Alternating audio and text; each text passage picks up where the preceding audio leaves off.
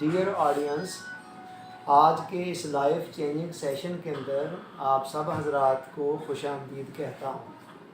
آپ کے علم میں ہے پچھلی چند سٹنگز کے ہم نے ایک سلسلہ وار گفتگو شروع کر رکھی ہے جس کا ٹاپک ہے کامیاب لوگوں کی خصوصی عادات اسلام اور علم نفسیات کی روشنی میں۔ یہ جو میری بک ہے اس کے اندر جو کامیاب اور مؤثر ترین لوگوں کی خاص عادات بیان کی گئی ہیں، ساتھ ان کے اوپر ہم 1 بائی 1 ڈسکس کر رہے ہیں۔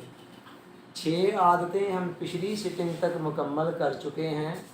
آج ہم اس کتاب کی آخری عادت کو لے رہے ہیں، یعنی کامیاب اور مؤثر ترین لوگوں کی آخری 7ویں عادت جو اس کتاب کی روشنی میں ہے۔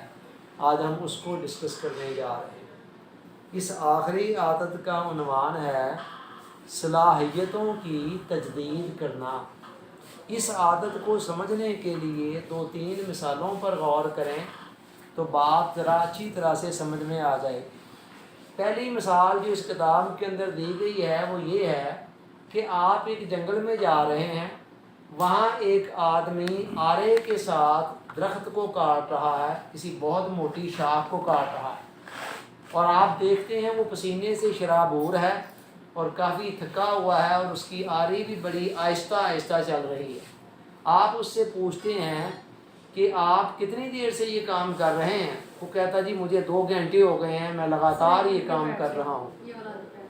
آپ کہتے ہیں کہ آپ کافی تھک گئے ہیں، تھوڑی دیر کے لیے آرام کر لیں، اور ساتھ یہ آپ کی آری بھی مسلسل چل کر کافی کند ہو گئی ہے، اس کو تھوڑا سا شارپ کر دیں، تیز کر دیں تو کام آسان ہو جائے گا۔ وہ کہتا نہیں میرے پاس اتنا وقت نہیں ہے آرام کرنے کا۔ یہ کہہ کر وہ دوبارہ اپنے کام میں مشغول ہو جاتا ہے اور آپ وہاں سے چل پڑتے ہیں۔ یہ ایک مثال۔ ابھی ہم کنکلوژن بعد میں نکالتے ہیں، پہلے دوسری مثال پہ غور کریں۔ ہمارے ہاں لالچ بری بلا ہے کے تحت ایک کہانی اس عنوان کے تحت بیان کی جاتی ہے کہ ایک آدمی کے پاس ایک بطخ تھی۔ ایک صبح اچانک وہ دیکھتا ہے کہ اس نے سونے کا انڈا دے دیا۔ بڑا خوش ہوتا ہے، اس کو حیرت بھی ہوتی ہے، غریب آدمی تھا، سونے کا انڈا، بہت خوش ہوا۔ اگلے دن پھر وہ اٹھا تو پھر اس نے دیکھا کہ بطخ نے سونے کا انڈا دے دیا۔ اس نے وہ انڈے بیچنے شروع کر دیے اور دنوں کے اندر وہ امیر کبیر بننا شروع ہو گیا، اور دیکھتے ہی دیکھتے اس کو ساری لوازمات حیات مل گئے، چونکہ بطخ روزانہ ایک سونے کا انڈا دے رہی تھی۔ اب جیسے جیسے مال و دولت بڑھنا شروع ہوا اس کے اندر لالچ بھی بڑھنا شروع ہوا۔ یہ پیسے کی ایک ہے بات کہ جب تک آپ ایک لمٹ میں ہوتے ہیں نا تو آپ بڑے کناد میں ہوتے ہیں، اور جب پیسہ آنا شروع ہو جاتا ہے تو پھر ساتھ ہی آپ کی گنتی بھی شروع ہو جاتی ہے۔ اس کے اندر لالچ آنی شروع ہو گئی تو اس نے کہا یہ روزانہ مجھے انڈے کے لیے 24 گھنٹے انتظار کرنا پڑتا ہے، تو کیوں نہ میں بطخ کا پیٹ چاک کر کے ایک ہی دن سارے انڈے نکال۔ اس نے یہی کیا، اس نے بطخ کو ذبح کر دیا اور اس کے پیٹ میں سے کوئی بھی انڈا نہ نکل سکا۔ نتیجہ کیا نکلا؟ وہ بطخ سے بھی محروم ہو گیا اور انڈوں سے بھی محروم ہو گیا مستقل طور پر۔ تیسری مثال جو دی جاتی ہے وہ یہ ہے جو اس کتاب کے اندر دی گئی ہے کہ ہمارے ہاں جو کمپنیاں، اچھی کمپنیاں پنکھے تیار کرتی ہیں، ان میں سے ہر پنکھا تقریباً سال ہاں سال تک چلتا رہتا ہے، لیکن آپ کسی بڑی اچھی کمپنی کے پنکھے کو بھی بالکل نیو برانڈ کا پنکھا خرید کر اسے کنٹینیوسلی چلانا شروع کر دیں، اور میرا خیال ہے وہ 100 گھنٹے چل کر مشکل سے اس کے اندر کہیں نہ کہیں کوئی نہ کوئی فالٹ آ جائے گا اور وہ رک جائے گا۔ اب ان تینوں مثالوں کے اندر غور کریں، 2 چیزیں ہیں، ایک ہے پروڈکشن اور دوسری ہے پروڈکشن کیپیبلٹی، یعنی ایک پیداوار ہے، نتیجہ ہے جو آپ لے رہے ہیں، اور دوسرا وہ ذریعہ ہے جس سے آپ وہ نتیجہ لے رہے ہیں۔ تو پروڈکشن کو ہم نے اختصار کی خاطر پی سے یہاں شو کیا ہے، اور پروڈکشن کیپیبلٹی کو یعنی وہ ذریعے کو جس کے ذریعے سے پیداوار حاصل ہو رہی اس کو پی سی سے ظاہر کیا گیا ہے۔ اچھا، پہلی مثال کے اندر پی کیا تھی کہ درخت کا کاٹنا یا لکڑی کا کاٹنا مقصود تھا، وہ ہمارا ایک رزلٹ تھا جو ہم لینا چاہتے تھے، وہ پروڈکشن تھی، اور جس ذریعے سے وہ کاٹی جا رہی تھی آری، وہ پی سی تھی، پروڈکشن کیپیبلٹی۔ دوسری مثال کے اندر بطخ جو تھی وہ پروڈکشن کیپیبلٹی یعنی پی سی تھی، وہ ذریعہ تھا جس سے ہمیں پروڈکشن مل رہی تھی، اور پروڈکشن کیا تھی؟ سونے کا انڈا تھا۔ تیسری مثال کے اندر پنکھا پی سی ہے اور پنکھے سے ملنے والی جو ہوا ہے وہ پی ہے۔ اب ان تینوں مثالوں کے اندر یہ دو چیزیں ہیں، ایک پی ہے اور دوسری پی سی ہے۔ اب اس ساتویں عادت کا یہ کہنا ہے کہ دنیا کے اندر آپ جو بھی پی حاصل کرنا چاہیں اس کے لیے شرط یہ ہے کہ آپ ساتھ ساتھ پی سی کی نگہداشت بھی کر رہے ہیں، اس کی بھی کیئر کر رہے ہوں، اس کی بھی حفاظت کر رہے ہوں، اس کو بھی مینٹین رکھ رہے ہوں، اس کا خیال رکھ رہے ہوں۔ اگر آپ نے اس کو مینٹین نہ کیا، اس کی حفاظت نہ کی، نتیجہ کیا نکلے گا کہ بالآخر ایک وقت آئے گا جب پی سی ہی ختم ہو جائے گا۔ پی سی جب ختم ہو گیا، ذریعہ ختم ہو گیا، تو پھر پی بھی آپ کو ملنی ختم ہو جائے گی۔ اگر آپ نے لالچ میں آ کر پی پر اتنی توجہ مرکوز کر دی، جیسا کہ پہلی مثال کے اندر بھی ہم دیکھ رہے ہیں، وہ لکڑی کاٹے جا رہا ہے، آری بھی کند ہو چکی جس سے کاٹ رہا ہے، خود وہ بھی بیچارہ تھکا ہوا پسینے شرابور ہے، مگر وہ سمجھتا ہے کہ اگر چند منٹ میں آرام کر دوں اور آری تیز کر دوں تو یہ وقت میرا ضائع ہو جائے گا۔ یعنی اس کا دھیان پی سی پر نہیں ہے، مکمل تر توجہ پی پر ہے، اور نتیجہ کیا نکل رہا ہے کہ پی کی مقدار ہی اسے بہت کم مل رہی ہے اب آری کے وہ کند ہو جانے کی بنا پر۔ اسی طرح آپ دوسری مثال کے اندر بھی دیکھ لیں، وہاں بھی سچویشن ایسے ہی ہے کہ اس کا دھیان یہ ہے کہ سونے کے سارے انڈے میں ایک دفعہ نکال لوں، لیکن وہ انڈوں سے مستقل طور پر محروم ہو رہا ہے، کیوں کہ وہ پی سی کی حفاظت نہ کر سکا۔ اور تیسری مثال میں بھی ایسے ہی ہے کہ پنکھا جب 2-4 گھنٹے چلنے کے بعد کچھ ریسٹ پہ چلا جاتا ہے، پھر دوبارہ چلتا ہے، اس طرح سال ہر سال تک چلتا رہتا ہے۔ اگر ہم یہ لالچ کریں کہ نہیں ہمیں لگاتار یہ چلتے ہی رہنا چاہیے، تو 2-4 دن چلے گا اور 2-4 دن چل کے وہ مستقل طور پر بند ہو جائے گا۔ تو اس عادت کا یہ کہنا ہے کہ دنیا کے اندر آپ کسی بھی شعبے میں پی کو حاصل کرنا چاہتے ہیں تو ساتھ آپ کو پی سی کی نگہداشت کرنی پڑے گی، اور ساتھ ہی یہ عادت یہ بھی کہتی ہے کہ دنیا کے اندر بے شمار پی سی ہیں، مگر سب سے زیادہ انمول ترین اثاثہ جو ہے وہ آپ کی اپنی ذات، ٹھیک ہے، سب سے انمول ترین اثاثہ۔ ہمارے ملکیت کے اندر بتھیرے اثاثے ہوتے ہیں، ٹھیک ہے، یہ اس وقت جو چل رہا ہے، یہ ہم اے سی جو ہمیں گرم ہوا دے رہا ہے، یہ بھی ایک اثاثہ ہے۔ اسی طرح جس چیئر پر ہم بیٹھے ہیں یہ بھی ایک اثاثہ ہے، جس روم میں بیٹھے ہیں یہ بھی اثاثہ ہے، اللہ حاضر قیاس۔ لیکن دنیا کے اندر تمام اثاثوں میں سے سب سے اہم اثاثہ انسان کی اپنی ذات ہے، مگر المیہ یہ ہے کہ لوگ اپنے زیر استعمال جو اشیاء ہیں ان کی تو بڑی کیئر کرتے ہیں، ٹھیک ہے، گاڑی ہے، گاڑی کا مالک ہے نا، وہ گاڑی سے چاہتا ہے کہ مجھے مسلسل سفر کی سہولت ملتی رہے، تو گاڑی کی مناسب وقت پر ٹیوننگ بھی کراتا ہے، آئل بھی چینج کراتا ہے وغیرہ وغیرہ، اور آئل بھی ڈھونڈ کر کسی اچھے پیٹرول پمپ سے دلواتا ہے تاکہ خراب نہ ہو جائے۔ مگر یہ جو اس کی اپنی ذاتی مشینری ہے اس کی پرواہ کوئی نہیں ہے، اس کے اندر پتہ نہیں کیا کیا کچھ علم بلم ڈال رہا ہے، کیا کیا کچھ گند بلا ڈال رہا ہے، جس کے نتیجے میں یہ مشینری خراب ہو رہی ہے۔ کام کے اوپر توجہ ہے، کام کرنے کے اندر صحت کا بیڑا غرق ہو رہا ہے، انسان کہہ رہا نہیں میں نے بس فرسٹ آنا ہے۔ اب فرسٹ آنے تک وہ خود چاہے بیچارہ قبر کے کنارے پہنچ چکا ہو، اور اس کے بعد جب رزلٹ آئے اس رزلٹ کی خوشیاں بھی وہ اس کو میسر نہ ہوں، کہ جب اپنی صحت ہی صحیح نہیں ہوگی تو پھر وہ کوئی باہر کی خوشی کیا انسان کو دے سکتی۔ یہ عادت یہ کہتی ہے کہ آپ نے دنیا کے اندر جتنی بھی کامیابیاں حاصل کرنی ہیں، کامرانیاں حاصل کرنی ہیں، دنیا کے اندر جو بھی کارہائے نمایاں آپ نے سر انجام دینے ہیں، ان سب کے لیے یہ ضروری ہے کہ آپ کی اپنی جو ذات ہے یہ بیسٹ حالت کے اندر ہو۔ لہذا باہر کی دنیا کے اندر کارنامے سر انجام دیتے وقت ساتھ ساتھ اپنی ذات کو اگنور نہ کریں، اس کی مسلسل کیئر کریں، اس کی نگہداشت کریں، اس کو مینٹین رکھنے کی پوری کوشش کریں تاکہ باہر کی دنیا کے اندر آپ کی کامیابیوں کا سفر جاری رہے۔ اگر آپ کامیابیوں کے لالچ میں پڑ گئے اور جسم کو مناسب ریسٹ نہ دی گئی، مناسب اس کے دیگر لوازمات پورے نہ کیے گئے، اور باہر کی کامیابیوں میں ہی آپ پڑے رہے، تو نتیجہ یہ آئے گا، ایک وقت آئے گا جب آپ کی اپنی صحت جواب دے جائے گی، آپ کی اپنی پرسنالٹی اتنی ڈیمیج ہو جائے گی کہ اب باہر کی دنیا کے اندر بھی کوئی کارکردگی دکھانا آپ کے بس میں نہیں رہے۔ چنانچہ اگر اس اعتبار سے دیکھا جائے تو یہ 7ویں عادت نے باقی 6 کی 6 عادتوں کا احاطہ کیا ہوا ہے، ٹھیک ہے، ان کو اپنے حصار میں لے رکھا ہے کہ یہ ساتویں عادت اگر ہماری اپنی پرسنالٹی ہے بیسٹ حالت میں تو پھر ہی ہم باقی 6 پر بھی عمل کر سکتے ہیں۔ اگر ہمارا اپنا وجود ہی خزاں کا شکار ہے، خزاں کی طرح بیچارہ ویران ہے، تو باہر کی دنیا کے اندر ستاروں پہ کمندیں کیسے ڈالیں گے؟ ستاروں پر کمندیں ڈالنے کا پھر حوصلہ ہی ہمارے اندر باقی نہیں بچے گا، دل ہی نہیں چاہے گا باہر نکل کر کچھ کرنے کے لیے۔ اچھا، اس عادت کا یہ کہنا ہے کہ آپ کو اپنی ذات کو مسلسل رینیو کرتے رہنا چاہیے، اس کی مسلسل تجدید کرتے رہنا چاہیے، اس کو بہتر سے بہتر حالت کے اندر برقرار رکھنے کے لیے کوشاں رہنا چاہیے۔ اور پھر اگلی بات یہ ہے کہ یہ عادت ہمیں یہ بھی بتاتی ہے کہ جب آپ نے اپنی صلاحیتوں کی تجدید کرنی ہے نا، یعنی ان کو رینیو کرنا، ان کو بہترین حالت میں رکھنے کی کوشش کرنی ہے، تو اس وقت اپنی ذات کے جو مختلف حصے ہیں نا، ان کی تجدید کے اندر توازن ہو، کسی ایک پہلو کی طرف اتنا نہ جھک جائیں کہ باقی پہلو نظر انداز ہو جائیں، اس کا نتیجہ بھی اچھا نہیں ہوگا۔ ایسے ہی ہے نا، جیسے یہ کار ہے تو کار کے اندر 4 پہیے ہیں، تو آپ اگر 3 پہیے بالکل الائنمنٹ میں ہیں، چوتھے پہیہ اگر اس کی الائنمنٹ ٹیڑھی ہے تو باقی 3 پر بھی اثر انداز ہوگا۔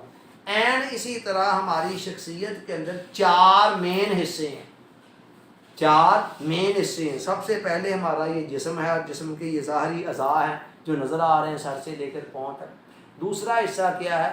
وہ ہمارے برین کے اندر ہمارا دماغ ہے، یا ذہن بھی جس کو کہتے ہیں، دوسرا حصہ وہ ہے۔ اور تیسرا حصہ ہماری شخصیت کا ہمارا دھڑکتا ہوا دل ہے، جس کے اندر جذبات ہوتے ہیں، فیلنگز ہوتی ہیں، احساسات ہوتے ہیں۔ اور چوتھا حصہ جو ہے وہ ہماری روح ہے، جو ہمارا اصل میں ہمارا انر وجود ہے۔ تو یہ 4 حصے ہیں، اور چاروں ایک ہی اکائی کا مختلف حصے ہونے کی بنا پر چاروں آپس میں باہمی طور پر انٹر لنکڈ ہیں، اور اس طرح ملے ہوئے ہیں کہ ایک دوسرے پر اثر انداز ہوتے رہتے ہیں۔ آپ نے کئی مرتبہ دیکھا ہوگا کہ جب آپ کو غصہ آتا ہے تو چہرے کا رنگ آپ کا سرخ ہو جاتا ہے۔ اب غصے کا تعلق تو آپ کے برین کے ساتھ تھا، ذہن میں کوئی بات آئی نا، اس پہ غصہ آیا، لیکن رنگ چہرے کا متاثر ہو گیا۔ اسی طرح خوف کی حالت کے اندر چہرے کا رنگ زرد ہو جاتا ہے۔ اسی طرح ہم دیکھتے ہیں کہ ہمیں سخت بھوک لگی ہوئی ہو اور کوئی بڑی غم کی خبر سن لیں، ساتھ ہی ساری بھوک مر جاتی ہے۔ اب غم کی خبر سن کر ہمارا پریشان تو ہوا ہمارا ذہن دماغ، لیکن اس کا اثر جسم پر بھی پڑ گیا۔ تو اسی طرح ہم دیکھتے ہیں جب جسم بیمار ہو تو اب ذہن بھی پریشان ہو جاتا ہے۔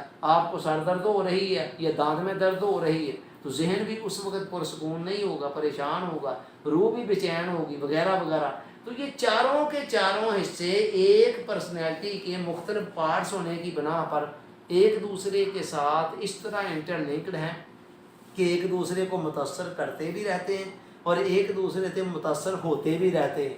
تو لہٰذا اس عادت کا یہ کہنا ہے کہ جب آپ نے اپنی صلاحیتوں کی تجدید کرنی ہے، اپنی پرسنالٹی کی تجدید کرنی ہے، اس کو بہتر بنانے کے لیے ساتھ ساتھ کوشاں رہنا ہے، تو اس سفر کے دوران، اس عمل کے دوران آپ کو ان چاروں کی متوازن تجدید کرنی چاہیے۔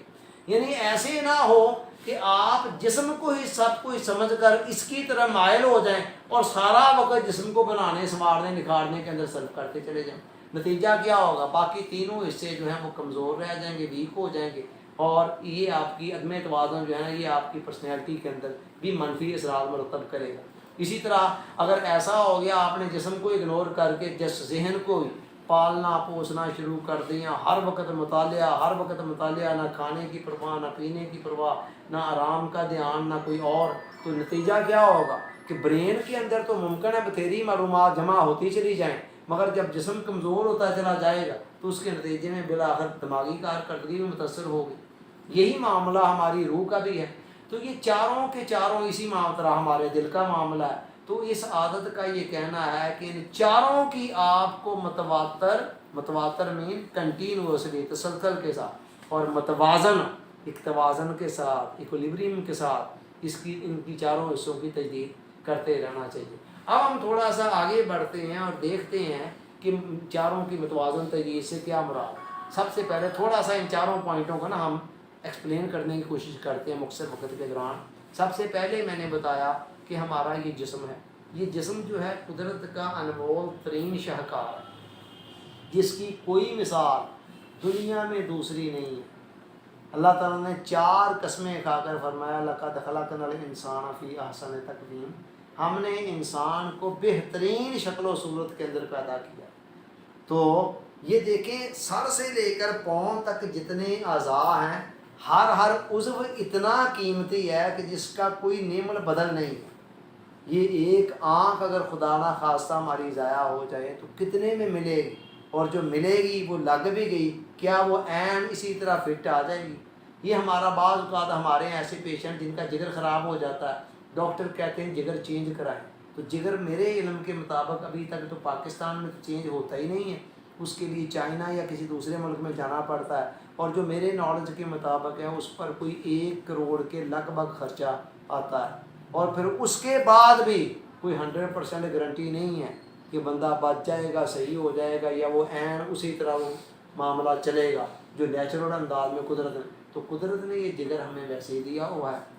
آپ اسی طرح سر سے لے کر پاؤں تک دیکھیں نا، ہر عضو اتنا قیمتی ہے کہ دنیا کی کوئی چیز اس کی برابری نہیں کر سکتی ہے، لیکن یہ سب کچھ قدرت نے ہمیں فری دیا ہوا ہے۔ تو یہ سب سے پہلا حصہ ہے اس پورے جسم کا طاقتور، صحت مند، توانا، قوی ہونا، یہ بھی ایک بہت ہی پسندیدہ عمل ہے اور اس کو ہونا چاہیے۔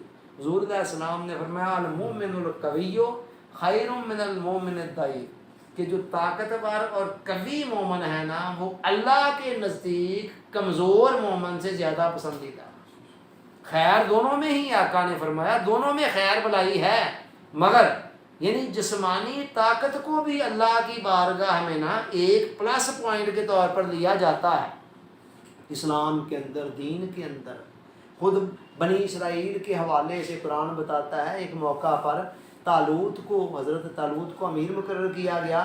جب مقرر کیا گیا نا تو اللہ کے جس نبی سموئیل نے ان کو مقرر کیا تھا اللہ کے حکم سے، مرضی سے، منشا سے، تو انہوں نے جواب دیتے ہوئے جب بنی اسرائیل نے آبجیکشن کیا کہ وہ تو بڑے غریب گھرانے کا فرد ہے، اس کو کیوں آپ نے ہمارا امیر مقرر کر دیا؟ تو قرآن نے وہاں 2 الفاظ یوز کیے ہیں۔ نبی نے انہیں کہا کہ زادہ بسطۃ فی العلم والجسم، اللہ تعالیٰ نے اسے علم میں اور جسم میں کشادگی عطا فرمائی ہے، یعنی ایک ان کی نالج کی برتری کو بیان کیا، اور دوسرا ان کی جسمانی صحت کو بھی ان کی ایک امارت کے معیار کے طور پر پیش کیا۔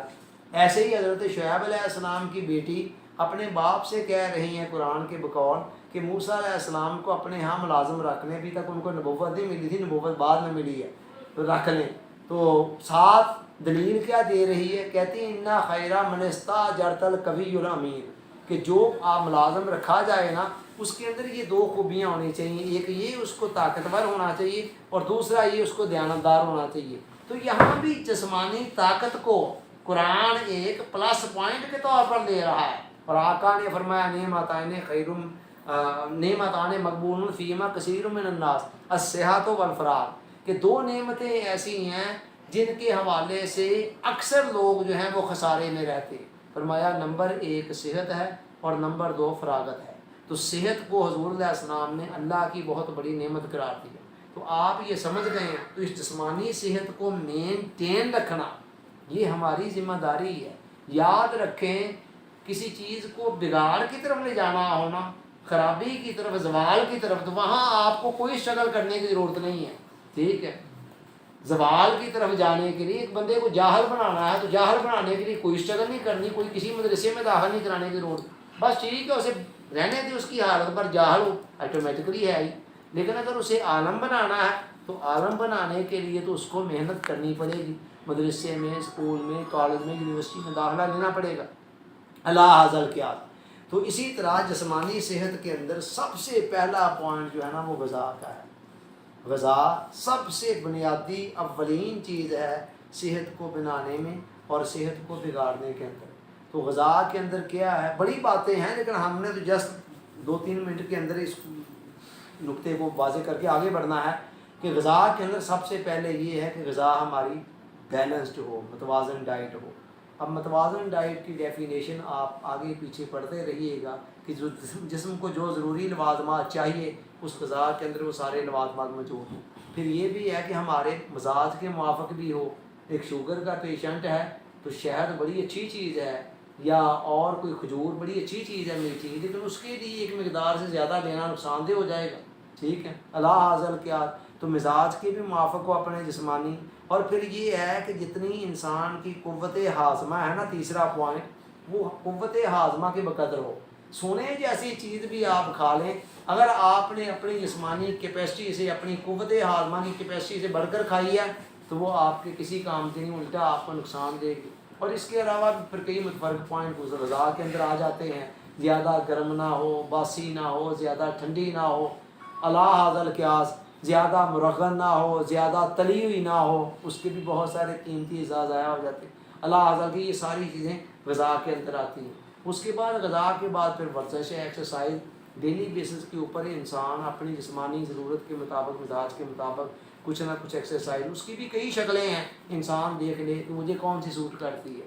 پھر اس کے بعد ایک پراپر نیند ہے، 6 سے لے کر 8 گھنٹے تک جو نیند ہے مانی گئی ہے کہ معتدل ہے، کم از کم 6 گھنٹے، زیادہ سے زیادہ 8 گھنٹے. آپ اپنی جسمانی ضرورت کو دیکھ سکتے ہیں کہ آپ کو 6 گھنٹے میں فریشنس مل جاتی ہے، 7 میں ملتی ہے، 8 میں ملتی ہے، بہرحال اس کے درمیان میں ہی کہیں نہ کہیں ہونی چاہیے. اور اس کے علاوہ پھر جو کام آپ کر رہے ہیں، کام اور آرام کے اندر بھی ایک توازن ہو. اتنا زیادہ کام بھی نہ کریں کہ جسم ہلاکت کی طرف، تکابر کی طرف چلا جائے اور کوئی اچھی سے اچھی غذا بھی پھر اثر نہ کر سکے، نہ نیند کے ذریعے وہ تکابر پوری ہو، نہ اتنا کم کام کریں کہ جسم سستی اور کاہلی کا شکار ہو کر بیماریوں میں مبتلا ہو جائے. یہ جسمانی صحت کی بات کر رہے ہیں. اب آگے آتے ہیں جسمانی پہلو کی تجدید کا مطلب یہ ہے کہ ان سارے پوائنٹوں کا خیال رکھا جائے. یہ ہوگی جسمانی تجدید. اس کے بعد ہم آ رہے ہیں ذہنی تجدید کی طرف. اب یہ دماغ جو ہے آپ کا، اس کا وزن دیکھیں اور سائز دیکھیں تو وہ بہت تھوڑا سائز ہے اور تھوڑا ہی وزن ہے، چھوٹا سائز ہے، تھوڑا وزن ہے، لیکن یہ بھی قدرت کا عظیم ترین شاہکار ہے کہ دنیا کے بڑے بڑے سپر کمپیوٹر جو ہیں وہ اسی کمپیوٹر کا شاہکار ہیں جو خالق کائنات نے بنایا ہوا ہے. سائز دیکھیں، اس کا وزن دیکھیں اور اس کے کمالات دیکھیں. اس کے ذریعے سے ہی انسان منوں ٹنوں وزنی لوہے کو ہوا میں اڑا رہا ہے نا، اس کے ذریعے ہی پہاڑوں کا جگر کاٹ رہا ہے، اس کے ذریعے ہی بکھرے ہوئے سمندروں کا سینہ چیر رہا ہے، اور اس کے ذریعے ہی مطلب آسمان زمین ہر چیز کو مسخر کیے ہوئے ہیں. تو یہ بھی ہے، یہ دوسرا پہلو ہے. تو اس کی بھی کنٹینیوسلی تجدید ہونی چاہیے. اب اس کے کمالات کی بھی نہ حد کوئی نہیں ہے.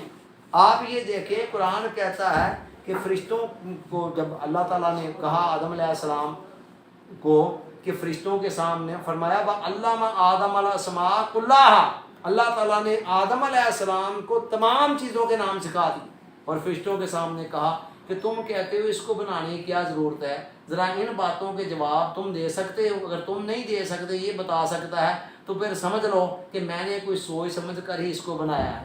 تو تمام چیزوں کے اسماء حضرت آدم علیہ السلام کو سکھا دیا جانا، یہ اس بات کی نشانی ہے، علامت ہے کہ انسان کے اندر لامحدود چیزوں کے نالج کو سٹور کرنے کی کیپیسٹی اللہ نے رکھی ہوئی ہے. اسی لیے ولیم جیمز کہتا ہے کہ بڑے سے بڑا کمپیٹنٹ پرسن جو ہے نا، جینیس مائنڈ، وہ بھی اپنی دماغی صلاحیتوں کا 10% سے زائد استعمال نہیں کر رہا، باقی 90% ویسے ہی پڑی رہ جاتی ہیں بغیر استعمال میں آئے. اور اگر انسان تھوڑا سا بھی تناسب بڑھا لے تو پتہ نہیں کیسے کیسے حیرت انگیز کارنامے وہ سر انجام دے سکتا ہے. ہر انسان کے اندر ہیں یہ صلاحیتیں، لہذا ان کی کنٹینیوس تجدید. اور وہ کیا ہے؟ نالج کے ذریعے سے، غور و فکر کے ذریعے سے، تفکر و تدبر کے ذریعے سے. اہل علم کی صحبت انسان کو ایسا ایسا نالج دے جاتی ہے کہ جو بعض اوقات کتابوں سے بھی نہیں مل پاتا ہے. بہرحال کتابوں کی اپنی اہمیت، علمی شخصیتوں کی اپنی اہمیت، غور و فکر کی اپنی اہمیت، تفکر و تدبر کی اپنی اہمیت ہے، یہ ساری چیزیں. بہرحال قرآن کہتا ہے یرفع اللہ الذین آمنوا منکم والذین اوتوا العلم درجات، کہ اللہ تعالیٰ تم میں سے ان لوگوں کو جن کے پاس ایمان ہے اور ایمان کے ساتھ وہ علم کو جمع کر دیتے ہیں، اللہ ان کے درجات کو بلند کر دیتا ہے. یہ اتنی بڑی شے ہے نالج. اسی لیے حضور علیہ السلام نے فرمایا اطلبوا العلم ولو بالسین، علم حاصل کرو اگرچہ چین میں ہو. اور فرمایا اطلبوا العلم من المہد الی اللحد، ماں کے گود سے لے کر قبر میں گور تک جانے تک علم حاصل کرتے رہنا ہے. کیوں زور دیا گیا؟ اسی لیے کہ انسان دماغی اور ذہنی پہلو کی بھی مسلسل اور متواتر تجدید کرتا رہے. اور اس کے کمالات دن بدن بڑھتے چلے جائیں۔ اس کے بعد تیسرا پہلو ہماری شخصیت کا جس کی تجدید کرنی ہے وہ دل ہے۔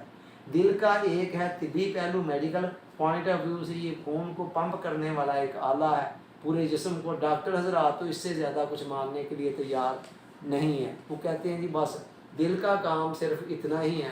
مگر امام غزالی اور دیگر بے شمار صوفیہ اور قرآن و حدیث کو جب اسٹڈی کرتے ہیں تو وہاں سے پتہ چلتا ہے کہ دل کا یہ ظاہری فنکشن ہے اور دل کا ہی ایک باطنی فنکشن بھی ہے۔ وہ کیا ہے کہ جذبات اسی دل کے اندر پیدا ہوتے ہیں۔ یہ ایسے ہی ہے جیسے یہ دماغ جو ہے نا، دماغ کے اندر جو کیپیسٹی ہے نا معلومات کو سٹور کرنے کی، انالیسس کرنے کی، اس کو ذہن کہتے ہیں۔ تو ذہن دماغ سے ایک الگ چیز ہے، تعلق اس کا دماغ کے ساتھ ہی۔ اسی طرح امام غزالی فرماتے ہیں کہ یہ جو قرآن و حدیث میں دل کا ذکر آیا، دل کی اہمیت بیان ہوئی، تو اس سے مراد یہ لوتھڑا نہیں ہے یہ جو خون پمپ کرنے والا ہے، بلکہ وہ روحانی اور معنوی وجود ہے جو اسی کے اندر قیام پذیر ہوتا ہے۔ تو اس کی مسلسل تجدید، تو وہ جذبات کا مرکز و محور ہے۔ تو جذبات کی تربیت کرنا، اپنی فیلنگز کی، احساسات کی، اور جذبے ایموشنز یہاں پیدا ہوتے ہیں، فیلنگ یہاں پیدا ہوتی ہیں، ان کی تربیت کرنا تاکہ دوسروں کے ساتھ خوشگوار تعلقات انسان قائم رکھ سکے۔ محبت اور نفرت کے جذبات یہاں پیدا ہوتے ہیں، لائکس ڈس لائکس یہ دل کا حصہ ہے۔